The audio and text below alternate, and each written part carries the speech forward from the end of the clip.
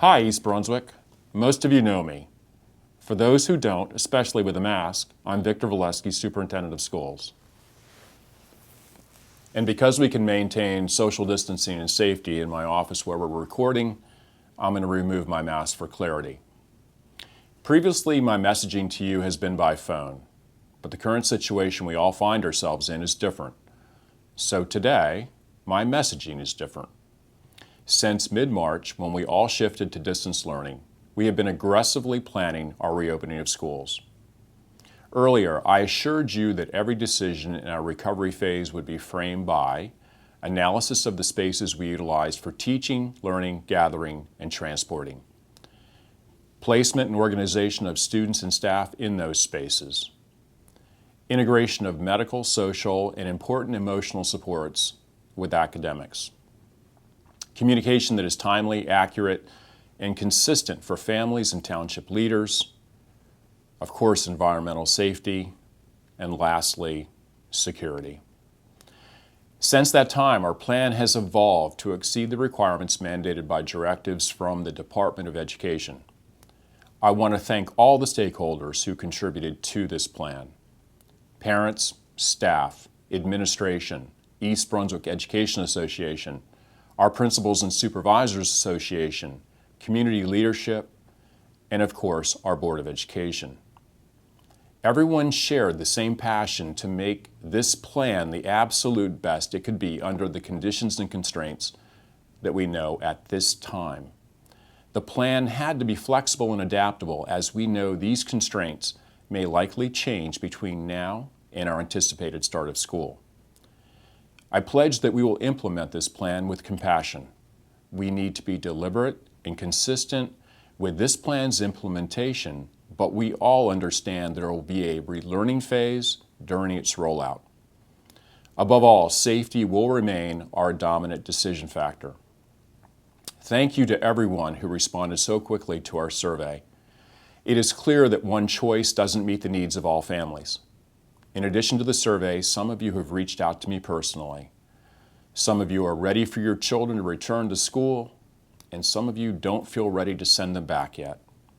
Maybe later, but not under the current conditions.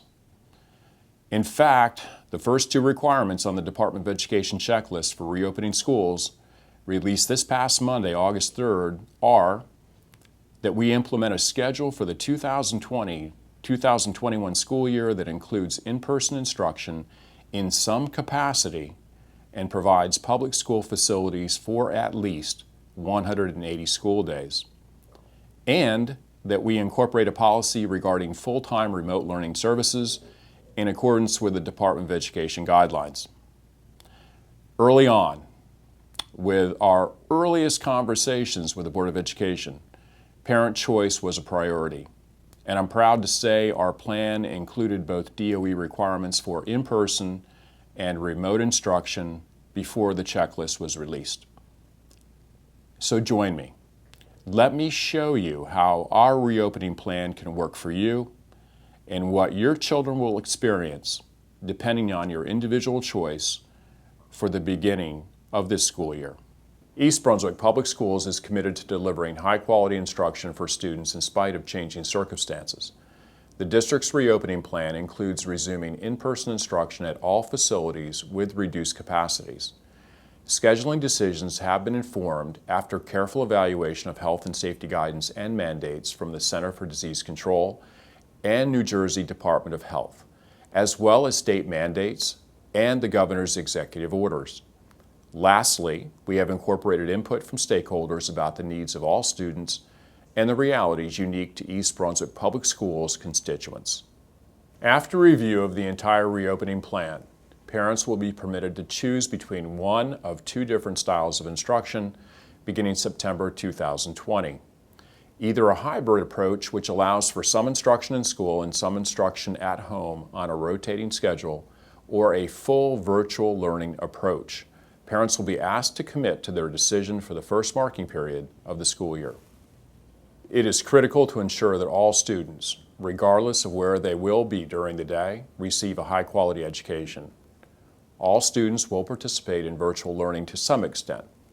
It is important to note that virtual learning will look and feel different than it did in the spring of 2020. Students will all receive a district-issued device, and all instruction will be delivered on one of two platforms: Google Classroom for grades K through 7 and Canvas for grades 8 through 12. Instruction will be primarily synchronous, meaning that all students will have scheduled times to log in to connect with their teacher for live instruction throughout the day.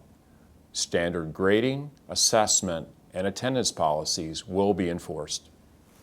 Students in grades K through 5 whose families choose the hybrid model will come to school for 2 days in a row, be virtual for 2 days in a row, come to school for 2 days in a row, be virtual for 2 days in a row, and continue that cycle.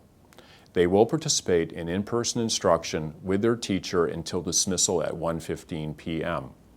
After students depart school and have appropriate time for lunch, they will have a final hour of instruction virtually, regardless whether they're in school or in the virtual setting. Let me show you how this looks.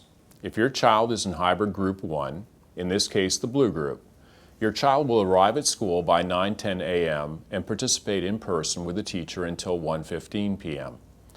All special area teachers will come to your child's classroom as scheduled. The rest of the students in the class, both the red group and the orange group, will log in and participate in live video conferencing for portions of each period and complete independent assignments. At 1:15 p.m., the blue group will be dismissed from in-person instruction, and all students will complete the remainder of instruction virtually. The afternoon sessions will be a combination of whole group and small group instruction, depending on the lesson. After 2 days, the hybrid groups will switch. The red group will arrive at school by 9:10 a.m. and participate in person with the teacher until dismissal at 1:15 p.m. The rest of the students in the class, both the blue group and the orange group, will log in and participate in live video conferencing sessions for portions of each period and complete independent assignments at home. At 1:15 p.m., the red group will be dismissed from in-person instruction and complete the remainder of instruction virtually. Those who are in the full virtual group, in this case the orange group, will log in at 9:10 a.m. for live video conferencing sessions and complete independent assignments under the direction of their teacher. While they have breaks throughout the day, instruction will continue throughout the entire school day. If your child is not feeling well enough to attend school for any reason, you should keep your child home. However, if they feel well enough, they should participate in virtual learning for the day. This will allow your child to be marked present for instruction. At Hammarskjöld, Churchill, and the high school, an attendance capacity of approximately 25% of the entire student body will be scheduled each day. Students whose families select the hybrid model will be broken into one of 4 groups. If your child is in group 1, in this case the blue group, your child will arrive at school by the start of first period. The rest of the students in the class will be learning virtually for the day. Virtual students will log in for live video conferencing sessions for portions of each period and complete independent assignments under the direction of their teacher. On day 2, these same students, the ones in the blue group, will participate in in-person instruction for another 4 classes in their schedule. At the end of in-person instruction, the blue group will be dismissed to complete the remainder of instruction virtually. The afternoon sessions will be a combination of whole group and small group instruction, both synchronous and asynchronous, depending on the lesson. After 2 days, group 2, in this case the red group, will arrive at school by the start of the first period and follow the 4-period block schedule for 2 days. The rest of the students in that class will participate virtually by logging in for live video conferencing sessions for portions of each period and complete independent assignments under the direction of their teacher. After students are dismissed from in-person instruction, they will complete the remainder of instruction virtually. While students learning virtually will have breaks throughout the day, instruction will continue through the entire school day. If your child is not feeling well enough to attend school for any reason, you should keep your child home. However, if they feel well enough, they should participate in virtual learning for the day. This will allow your child to be marked present for instruction.